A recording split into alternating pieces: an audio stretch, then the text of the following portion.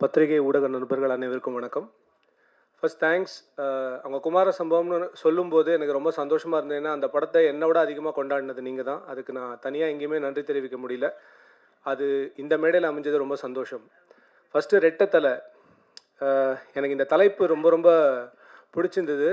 அதுக்கு முக்கியமான நிறைய காரணங்கள் இருக்குது. ஆனால் ரெட்டை தலையும் ஒரே மாதிரி இருக்கக்கூடாதுன்னு சொல்லிட்டு ஒரு தலைக்காக ரொம்ப மெனக்கெட்ட அருண் விஜய் சாருக்கு வந்து என்னுடைய தனிப்பட்ட பாராட்டுகள். அதுக்கு ஒரு தனி ஹேர் ஸ்டைல் பிடிச்சி, அதுக்கு ஒரு தனி லுக் பிடிச்சி எவ்வளோ வேலை பண்ணுறாரு அப்படின்றத பார்க்க முடியுது. அண்டு எனக்கு பர்ஸ்னலாக நிறைய விஷயங்கள் சொல்லணும்னு தோணுது. ஃபஸ்ட் நான் அருண் விஜய் சார்கிட்டேருந்தே ஆரம்பிக்கிறேன்.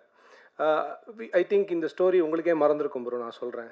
ஓகே, பேக் இன் 2003-2004 நான் ரேடியோ மிர்ச்சியில் அப்போ தான் ரேடியோ ஜாக்காக இருக்கேன்.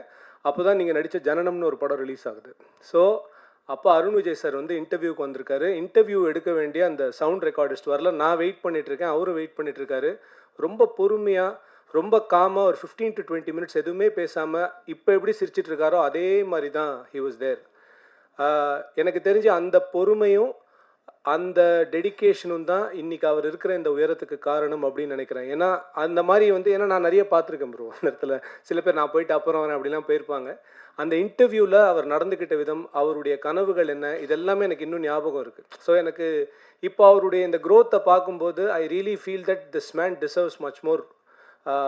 இந்த பணிவுக்கும் இந்த அர்ப்பணிப்புக்கும் அவர் இன்னும் மிகப்பெரிய உயரங்களை தொடணும் அப்படின்ற அந்த வாழ்த்து தெரிவிக்கிறது தான் என்னுடைய முதல் வேலையாக இந்த மேடையில் நான் வைக்கணும்னு நினச்சேன். So I really sincerely wishing you all the best for all the dreams that you have.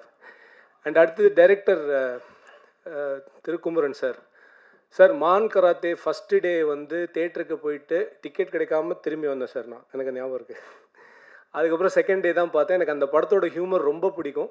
அதுக்கப்புறம் கெத்துன்னு ஒரு படம் பண்ணார். அந்த படம் கம்ப்ளீட்டாக வேறு மாதிரி இருந்தது. அதை விட இது பயங்கரமாக இருக்குது சார். இன்ஃபேக்ட் இது நான் ஏதோ ஹிந்தி படம் தமிழில் பார்க்குற மாதிரி எனக்கு ஒரு ஃபீலிங் இருந்தது. And fantastic making.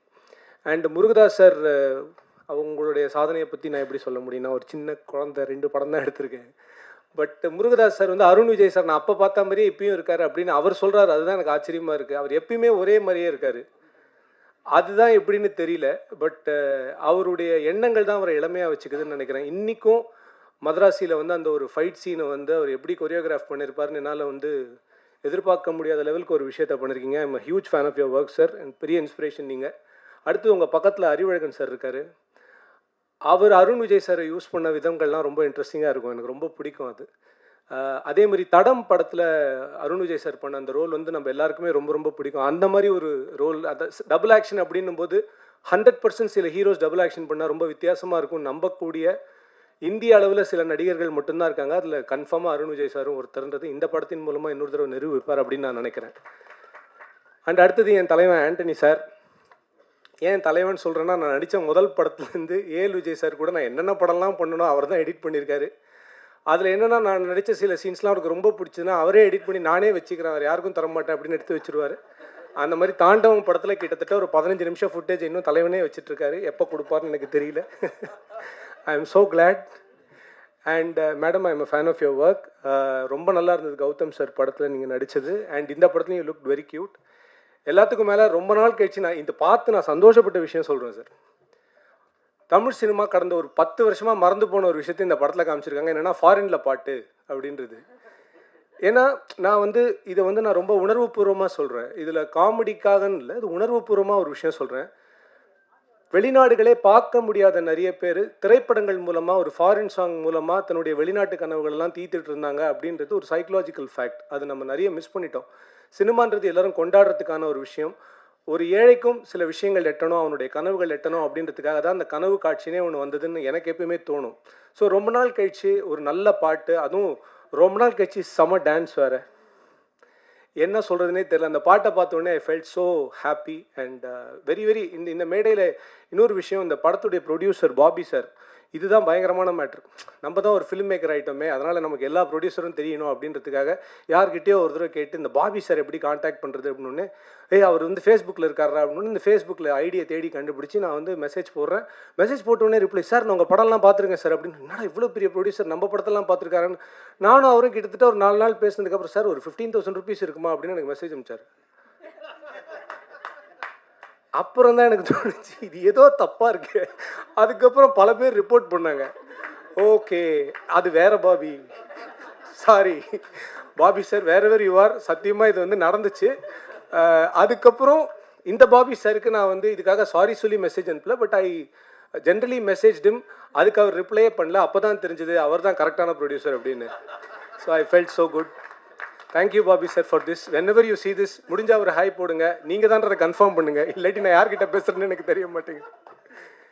And more so எனக்கு கிறிஸ்மஸ் போது எனக்கு எப்பயுமே இந்த சில படங்கள் எப்பயுமே இயர் எண்டில் ரிலீஸ் ஆகும். அந்த படங்கள்லாம் எப்படி இருக்கும் அப்படின்னா, அந்த வருஷத்தில் வந்த எல்லா படத்தையும் வந்து மறக்க வச்சிரும்.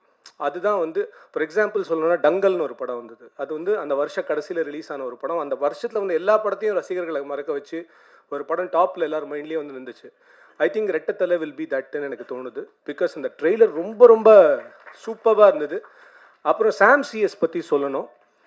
சாம் சிஎஸ் மியூசிக்கு ஒரு ஃபேன் பேஸ் இருக்குது அப்படின்னா, நான் அவருடைய இன்டர்வியூஸ்க்கே ஒரு பெரிய ஃபேன் அப்படின்னு சொல்லலாம். அவருடைய யூடியூப் இன்டர்வியூ அவர் பார்க்குறாரு இல்லையா, நான் உட்காந்து பார்த்துட்ருப்பேன். பாவம் என் தலைவன் எவ்வளோ கஷ்டப்பட்டுலாம் மியூசிக் பண்ணுறான். ஆனால் எனக்கு தெரிஞ்சு இந்தியன் டீமில் எப்படி ராகுல் டிராவிட் மிஸ்டர் டிபெண்டபிளோ கிட்டத்தட்ட 2 விக்கெட் ஃபஸ்ட்டே விழுந்துருச்சு, கடைசி நாள் வரைக்கும் ஆடு அப்படின்னா உயிரை கொடுத்து ஒரு மனுஷன் விளையாடணும். அந்த மாதிரி ஒரு டெக்னீஷியன் சாம் சிஎஸ். நிஜமாக மிஸ்டர் டிபெண்டபிள்னு அவரை சொல்கிறதுல எந்தவித மாற்றமும் இல்லை. அந்த அளவுக்கு டில் த எண்ட் ஒரு ப்ராஜெக்டை ஹோல்ட் பண்ணுறதுக்குன்னு ஒருத்தர் ஒர்க் பண்ணுறதுன்னா அந்த மியூசிக் டைரக்டர். அண்ட் அஃப்கோர்ஸ் இந்த படத்துடைய டிஓபி. எல்லாத்துக்கும் மேலே நான் ரசிகர்களுக்கு கேட்டுக்கிறது ஒன்று தான். எப்பயுமே நல்ல படங்கள்லாம் வரும்போது ரொம்ப நல்ல படங்கன்னு வீட்லேயே உட்காந்துட்டு இருக்காதீங்க. தயவு செஞ்சு வாங்க, தேட்டருக்கு வாங்க. இந்த படம் is going to be one ultimate theatrical experience. பிரமாதமாக இருக்குது. விஷுவல் ஸ்டண்ட்ஸ் பயங்கரமாக இருக்குது. எனக்கு தெரிஞ்ச அருண் விஜய் சார் வந்து வரும்போது ஸ்டண்ட் மாஸ்டர்லாம் குதூகலம் ஆகிடுவாங்கன்னு நினைக்கிறேன். அந்த லெவலுக்கு தான் அவர் ஸ்டண்ட் பண்ணுறாரு. எனக்கு அவரை பற்றி சொல்லணுன்னா ஃபைனலாக ஒரே ஒரு விஷயம் தான் நான் சொல்லணும் அப்படின்னு நினச்சி ஆசைப்படுறேன். ஒரு கோட் நான் படித்தேன். It's okay that I walk slow but I never walk back அப்படின்னு. அருண் விஜய் சாரோட லைஃப் அதுக்கு ஒரு மிகப்பெரிய உதாரணம்.